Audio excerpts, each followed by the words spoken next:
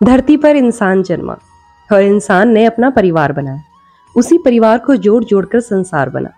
लेकिन आपने कभी ऐसा देखा है कि आप कोई चीज लेकर जा रहे हो जो केवल आपसे कनेक्टेड है, मगर फिर भी पूरा शहर लगा है आपको उसकी चिंता जाहिर करते हुए समझाने में कि किस तरह से उसका लालन पालन करना, जबकि वो तो जड़ है, एक मूर्ति है। राधे राधे। ऐसा ही कुछ मेरे साथ बीता मथुरा की गलियों में। अब आपको आज मैं बताने जा रही हूं अपना तीसरे दिन का अनुभव। वैसे तो ये पहले ही दिन हो चुका था, मगर अनुभव ये तीसरा है जो मैं अपने इस चैनल पे आपको बता रही हूँ। हुआ कुछ यूं कि जब हम यहां से निकले रुद्रपुर से, तो डिसाइडेड था कि हमने लड्डू गोपाल लेने हैं। थोड़े बड़े साइज के चाहिए थे मुझे, तो वृंदावन से लेंगे। जैसा कि सुना था कि वृंदावन के लड्डू गोपाल की मान्यता कुछ और ही है। ऐसा सोचकर हम बस जन्मस्थली गए सुबह दर्शन करने मात्र। और पास ही में दुकानें होती हैं, तो कोई कृष्ण भक्त, कोई लड्डू गोपाल भक्त खुद को रोक कैसे पाए। बस यही सोचते हुए एक बार दर्शन कर आती हूँ। नाम मात्र आपके लिए अगर वो मूर्तियां हैं, मेरे लिए तो वो नन्हे नन्हे कान्हा बैठे हुए थे। उनको देख आती हूँ, एक नजर निहार आती हूँ।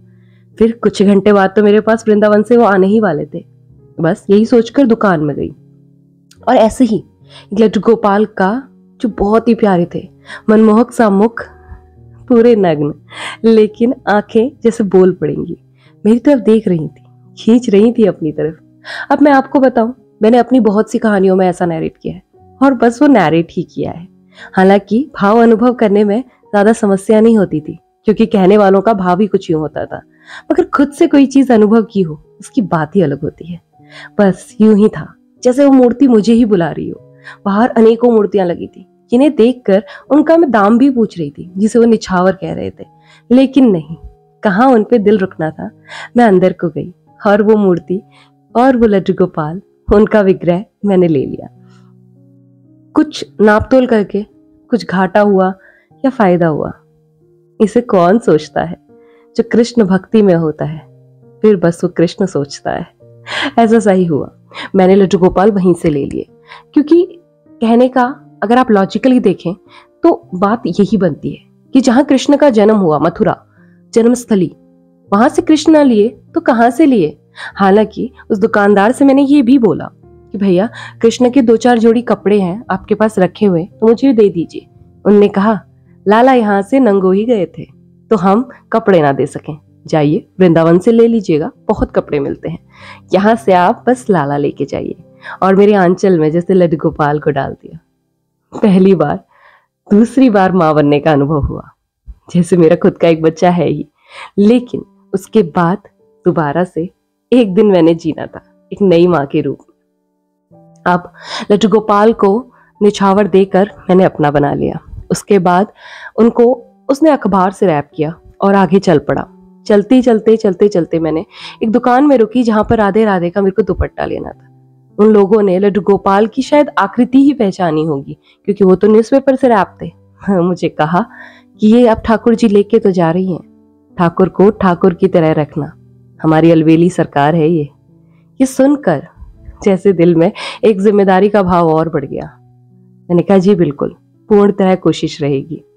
अब आगे चल पड़े। घर पहुंच गई। घर आकर लड्डू गोपाल का ख्याल तो था, लेकिन कोई व्यवस्था नहीं थी, क्योंकि हम एक रिसोर्ट में रुके थे। उसके बाद हमने थोड़ी देर आराम किया और उसके बाद शाम का हमारा प्लान था निधिवन जाने का और बाकी वृंदावन के दर्शन करने का, तो वही किया।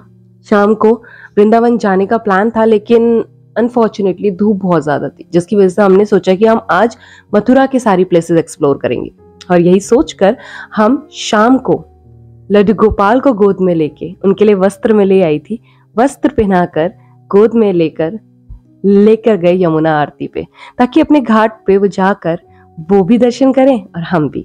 लेकर तो यही गई थी सोचकर, मगर वहां जो हुआ अपने आप में ही कहानी है। हुआ कुछ यूं कि उनको मैं लेके गई।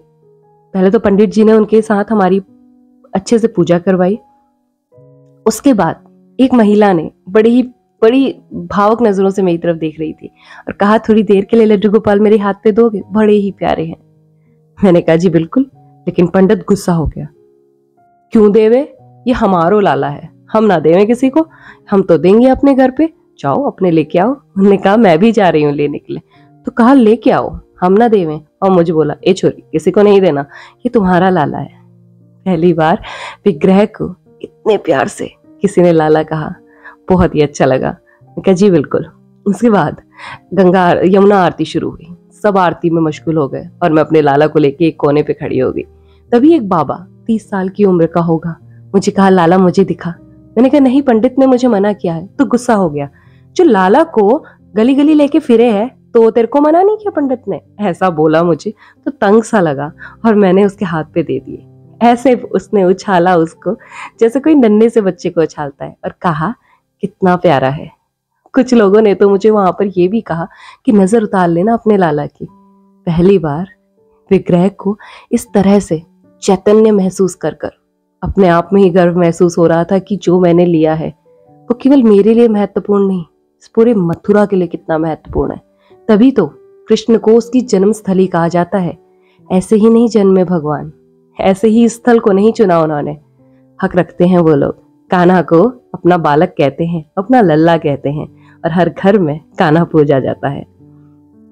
उसके बाद शाम पड़ गई, सायंकाल हुई। मेरे को कई नियम पंडित ने समझाए कि जब हाथ में हो लाला तो कुछ खाना मत, ये मत करना, इधर मत ले जाना, उधर मत ले जाना, जैसे एक नई माँ को ज्ञान दिया जा रहा हो अपने बच्चे को पालने का। लेकिन एक्सेप्टेड था, क्योंकि जब मेरा खुद का बेटा भी हुआ था तो मुझे कुछ यूं ही डांट पड़ रही थी। उसके बाद अब घर जाने का समय हो गया था, करीबन 8 बज गए थे, रात हो गई थी। घाट से, विश्राम घाट से रिसोर्ट तक जाने का तो हमने एक टुक टुक किया। टुक टुक वाले ने लड्डू गोपाल को देखा और कहा अरे लाला को टोपी नहीं पहनाई। उस दिन टोपी मुझे मिली नहीं उनके सर के साइज की, क्योंकि वो 10 नंबर के हैं। तो मैंने कहा नहीं पहना दूंगी। तो बोला पहनाओ, लाला को ऐसे मत रखो, लाला तुम हो बिना सिर के क्या, तो उसको ऐसे क्यों, ठंड लग जाएगी। आप मानेंगे नहीं, एक एक करके ऐसे कई इंसिडेंट्स हो चुके थे जो ये अपने आप में बता रहे थे मुझे कि लड्डू गोपाल कोई विग्रह नहीं, चैतन्य है। हर मथुरा वाले के दिल में वास करते हैं वो, और इसीलिए तो उनकी जन्मस्थली में है। इसीलिए तो हर घर में वो लाला बालक के रूप में पूजा जाता है, चैतन्य पूजा जाता है, जड़ नहीं।